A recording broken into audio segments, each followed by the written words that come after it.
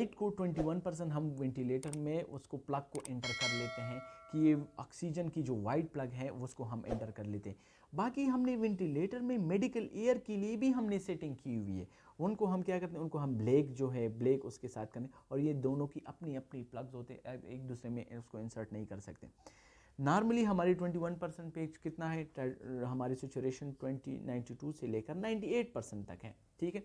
अगर आपको लगता है कि ये इसको हम कहते हैं कि ये फ्रिक्शन ऑफ इंस्पायर्ड ऑक्सीजन, और इसको हम 0.21 से इंडिकेट कर लेते हैं।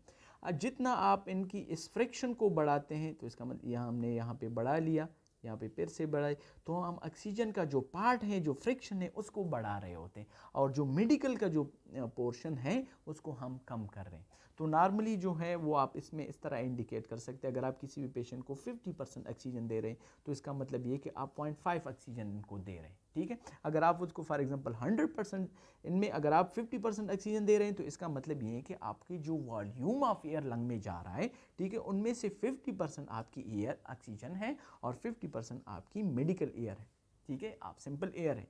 इसमें अगर आपको लगता है कि आप 100% ऑक्सीजन पेशेंट को दे रहे हैं तो इसका मतलब ये कि आप 100% ऑक्सीजन दे रहे हैं और 0% इसके लंग्स में जो है वो एयर जा रहा है, मेडिकल एयर जा रहा है। तो इसका मतलब ये फ्रिक्शन होता है एक छोटा टुकड़ा ऑफ इंस्पायर्ड ऑक्सीजन, कि आप जितना भी ऑक्सीजन को इंस्पायर्ड कर रहे हैं, आप ऑक्सीजन ले रहे हैं, तो इस इतनी अमाउंट की आपकी ऑक्सीजन कंटेंट गड़बड़। फ्रिक्शन का मतलब है कि आप कितने कंटेंट में ले रहे हैं, कितने अमाउंट में ले रहे हैं वो ऑक्सीजन, तो वही वाला ये कंटेंट जो है ये आपकी आ जाती है आपकी FiO2। उसके बाद हम सेलेक्ट कर लेते हैं आपका पीप जो है पॉजिटिव इन एक्सपायरेटरी प्रेशर, जिस तरह इसका नाम इंडिकेट कर रहा है, इस नाम पे ज़रा गौर कर लें कि इस नाम का क्या मतलब है।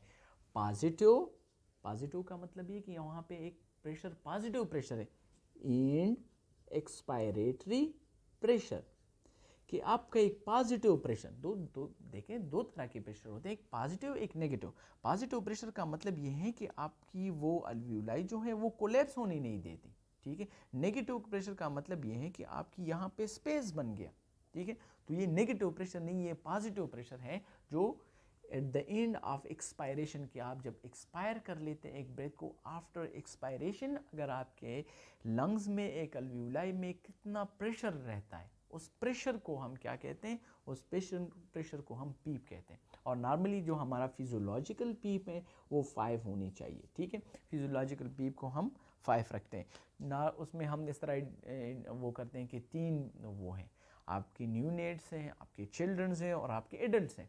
आपके न्यूनेट्स में कितना पीप होना चाहिए, न्यूनेट्स में अगर फॉर एग्जांपल उनको आपको लगता है कि अप टू 1 मंथ की उसकी एज है तो आप उनको 2 पीप दे सकते हैं, 3 पीप दे सकते हैं, ठीक है। अगर आपके चिल्ड्रन हैं तो चिल्ड्रन में आप 3 पीप दे सकते हैं, 4 दे सकते हैं, 5 दे सकते हैं, ठीक है। और अगर आपके एडल्ट हैं तो एडल्ट में नॉर्मल जो आपका पीप है वो 5 होता है। तो ये पीप क्या करता है, पीप आपका क्या करता है, कभी कभी आपके जो अल्वियोलाई होते हैं वहाँ पे आपका कोई फ्लूइड जमा होता है, वहाँ पे कोई इन्फेक्शन होता है, वो सही से काम नहीं कर होता है, वहाँ पे एक्सोडेट एंड ट्रांसोडेट जिसको हम कहते हैं वो जमा होता है, ठीक है। वहाँ पे इन्फेक्शन है तो सही से जो है वो इन्फ्लेट नहीं हो रहा, सही से बल नहीं रहा, सर जी दाबिया पॉइंट टिकट के दाम उससे बुकी हुई, तो आपका जो अल्वियोलाई है वो सही से रिक्रूट नहीं हो रहा, सही से ओपन नहीं हो रहा, तो आपका जो पॉजिटिव प्रेशर ये आपकी अल्वियोलाई को ओपन कर लेता है, ठीक है। आपका अल्वियोलाई ओपन हो जाता है, फ्लो आ जाता है, फ्लो में क्या होता है, ऑक्सीजन कंटेंट होता है, तो वहाँ पे ऑक्सीजनेशन जो है वो हो जाती है। तो ये आपका चौथा पैरामीटर हो गया कि हमने PCV पेशेंट को वो करना होता है। उसके बाद आपका नेक्स्ट पैरामीटर आ जाता है, आपने IE रेशो या फ्लो को सेलेक्ट करना होता है। बहुत सारे वेंटिलेटर्स में आपका क्या होता है, आपके IE रेशो को आप खुद से सेलेक्ट कर लेते हैं, ठीक है, कि ये IE रेशो है 1 फॉर इंस्पिरेशन, ये बात याद रख लें। इंस्पिरेशन का जो टाइम है वो कम होता है, एक्सपिरेशन का जो टाइम होता है वो प्रोलॉन्ग टाइम होता है, ठीक है। तो आप क्या करते हैं, आप इंस्पिरेशन के लिए थोड़ा कम टाइम देते थे और एक्सहेलेशन के लिए आपका टाइम जो है वो प्रोलॉन्ग हो जाता है, ठीक है। उसके बाद आपकी आ जाती है कि आपने IE रेशो दूसरा हम सेलेक्ट कर लेते हैं फ्लो के साथ। नॉर्मली हमारी फ़्लो होती है कुछ वेंटिलेटर्स में, तो आप कभी कभी IE रेशो के साथ सेलेक्ट कर लेते हैं, कभी कभी आप फ़्लो के साथ जो है वो उनको सेट कर लेते हैं कि आपकी फ़्लो के साथ IE रेशो को एडजस्ट कर लेते हैं। तो ये नॉर्मली होना चाहिए। किस कंडीशन में अगर आपको लगता है कि आपकी पूरी ऑक्सीजनेशन नहीं हो रही, जिस तरह सेवियर ARDS पेशेंट में होता है जहाँ पे आपको टाइम ही नहीं मिलता वहाँ पे गैसेस एक्सचेंज के लिए, तो पैरा उस कंडीशन में 1:1 भी रख सकते हैं, ठीक है। और अगर आपको लगता है कि कोई भी अस्थमा का पेशेंट है या COPD का पेशेंट है, वहाँ पर आपको एक्सहेलेशन के लिए ज़्यादा टाइम चाहिए होती है, तब आप 1:3 जो है वो रख सकते हैं। लेकिन नॉर्मली जो है 1:2 ही बेस्ट होता है। जब भी आपने कार्बन डाइऑक्साइड वाश आउट करना होता है, उसके लिए आप टाइडल वॉल्यूम और रेस्पिरेटरी रेट का यूज़ कर सके और उनको मेंटेन कर सके। उसके बाद ये आपका पंचवा हो गया। चिट्टा जो है आपका क्या है, फ़्लो। फ़्लो का मतलब ये है कि आप कितने फ़्लो में अमाउंट ऑफ एयर दे रहे हैं। देखो कुछ पेशेंट इस तरह होते हैं कि अगर फॉर एग्जांपल आप फ़्लो कम रखें तो आप अमाउंट ऑफ एयर उनको दे रहे हैं, लेकिन उनकी फ़्लो को कंप्लीट नहीं कर रहे हैं, उनको फ़्लो में नहीं दे रहे हैं, तो जिसकी वजह से पेशेंट जो है वो एयर हंगर बन जाते हैं, उनको सही से वो फ़्लो में ऑक्सीजन नहीं मिल रहा होता। तो हमने क्या करना होता है, आपने फ़्लो को 1 ml के हिसाब से पर kg के हिसाब से, अगर 60 kg है तो आप 60 kg फ़्लो को मेंटेन रखें और फिर देखें कि पेशेंट जो है अगर उनका रिस्पायरेटरी सिस्टम ठीक हो रहा है तब आप उनकी फ़्लो को और सारी सेटिंग्स को फिर कम कर सकते हैं।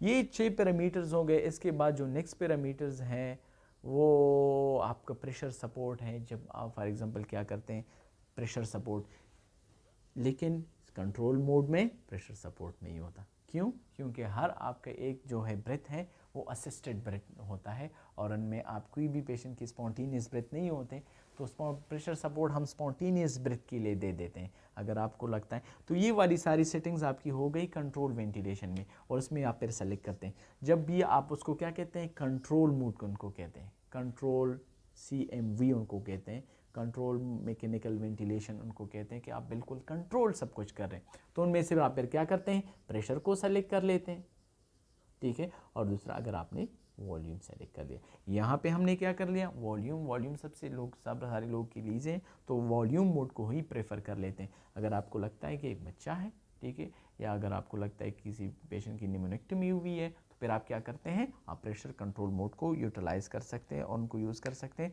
और आप ब्रेयोट्रामा और लंग्स की जो इंजरी है उनको अवॉइड कर सकते हैं।